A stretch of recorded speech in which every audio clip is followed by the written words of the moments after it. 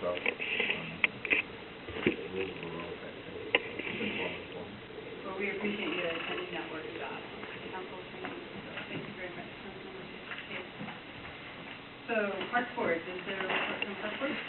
Just a brief one. I can give it from here. We've got a really active team. We're working on our year in review, or year and a half in review, and 3-year plan. Once the budget has been adopted, and we will be meeting at 6:30 instead of 6 o'clock on the first Tuesdays of the month, January through March. Our chairperson works in Seattle and has a hard time making it down here by 6 o'clock. So that'll be posted. And then I'll wait to welcome the reappointment of one of our Park Board members who's shown up here tonight. Thank you. So the public works, you have nothing more to add? No. Civil service, report from civil service. Planning commission. Brief bulletin. Due to the normal planning commission date being Christmas Eve, the regular meeting has been moved to Monday, December 30th, the date when everyone can make it, 6 o'clock, City Hall. All right, thank you. So, Human Services Committee, do you have any more to add?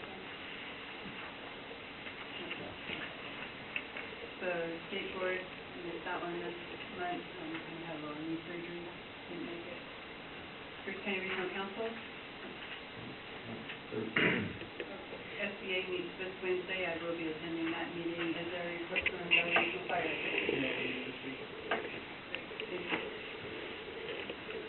So, public hearing, 6-year transportation improvement plan. Go ahead, we'll open up the public. You're up, my friend.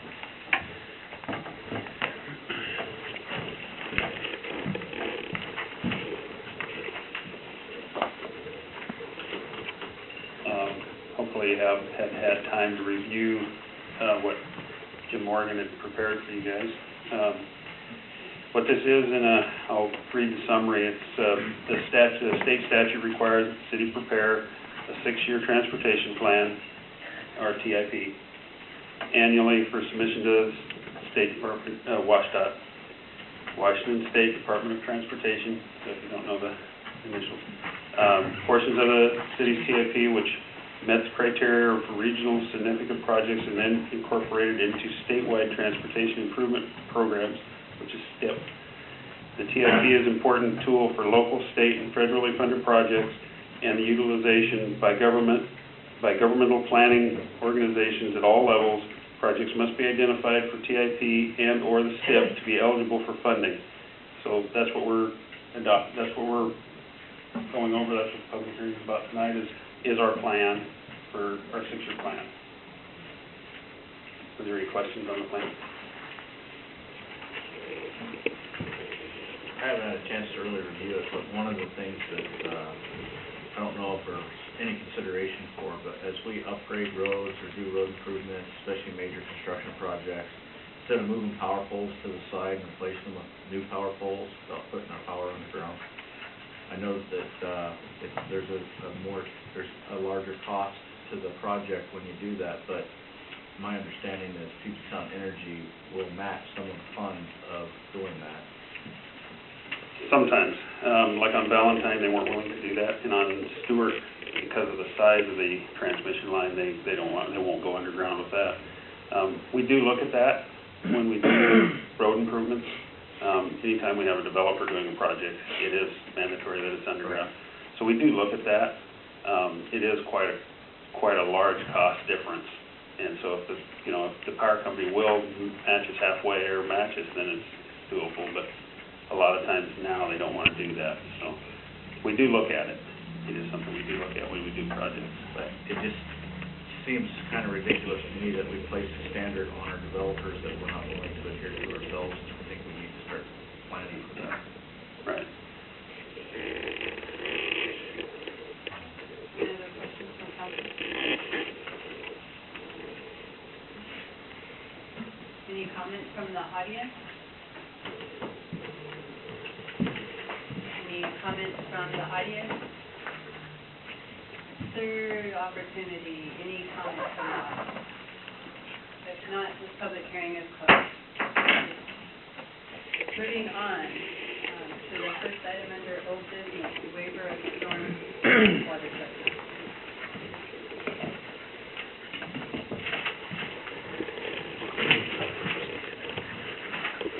It occurs to me that I left out one important item on this agenda report, and that is that the amount that staff and the finance committee are bringing forward to waive has never been billed to Mr. Bounce before. This was an audit that was performed because we discovered, so staff did their due diligence in discovering this domicile and that it hadn't been billed. But when he received his bill for $715, it was the first time he ever had received a bill from the city. And he didn't know what the service he was receiving, so I ask you to consider that upon this request. Are there any questions other than that? Yes. Council President Hughes. Is there an issue with the gifting of public funds if we're consideration is waiving the base charge itself? I understand eliminating fees or interest or penalties, not fees, but interest or penalties. Right. But on the base itself, is there an issue there? Not in a situation like this, that I'm aware of, when we've been remiss, not the citizens. So in that situation, it's reasonable. We can look into it some more, but and we have the auditors coming, so I can certainly, run it by him. But I've seen this before, where we've been away to other cities I've worked at. And can you come with it? Yes, I am. Any other Councilmember Clinton? Yeah, one other follow-up on that is the committee recommended that in 2014 we develop a formal policy on how to handle cases where, due to the city's error, someone has never been billed and has no other reason to know that they owe such a charge to the city. It's a different, if you buy a business that's got existing accounts, you have some due diligence to look into what they owe.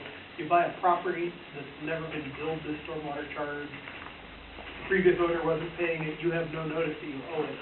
So develop a policy that lays out the conditions where we won't go back after money that we should have billed and it's our fault you didn't know it was owed.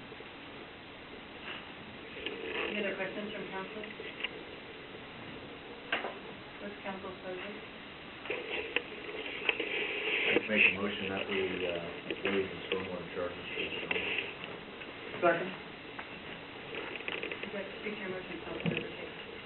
Yeah, just as was just spoken of, the guy was surprised when he got it, and I don't think we should penalize the person with a large bill for something, especially, not because he's on a fixed income, obviously that takes into account why we want to be sympathetic to his needs, but for anybody, if we make a mistake, then we just need to eat it, rather than come back with 6 years worth of back bills, or whatever it was. I think it would go back 6 years, but it's probably more than that, and so this audit, I think, goes back 6 years, so this is what you owe.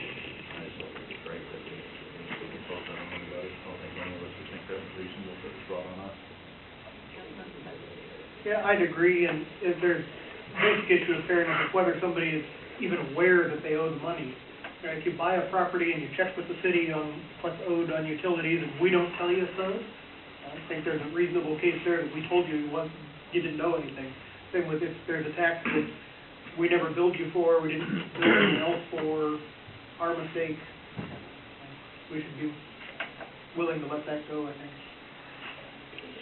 Any other comments from council? Comments from the audience? Okay. So, all those in favor of the motion to waive the stormwater charges signify by saying aye. Aye. Opposed? Motion carries. Next item on the agenda is the reappointment to the Park Board and the Planning Commission. So, Paula, did you want to present them, or would you like to? Leanne, feel free. One member is in the audience, Okay. and Carrie, you like to stand up and will you accept? He's been cagey. Okay. Been on there long enough. Precisely. Well, as stated in, the workshop, we have Mr. Garberdine and Mr. Grant that was appointed to the park board that for a short term, and now the term is up for a 3-year term, and they are seeking reappointment. And the mayor recommends their appointment, as well as Mr. Strong, who has a 6-year term on the planning commission, and the mayor is recommending that appointment as well. Any comments from council or a motion from council? I move to, approve the appointment as, Second. Councilman Holsey, would you like to speak to your motion? they do a good job, and they want to keep punishing themselves. No good deed goes unpunished. There you go. Councilmember Walker? So, any comments from the audience? Nobody wants to ask them? So, all those in favor of the reappointment to the Park Board and Planning Commission signify by saying aye. Aye. Opposed? Motion carries. Next item on the agenda is ordinance number 13-1860, adopting the 2014 budget.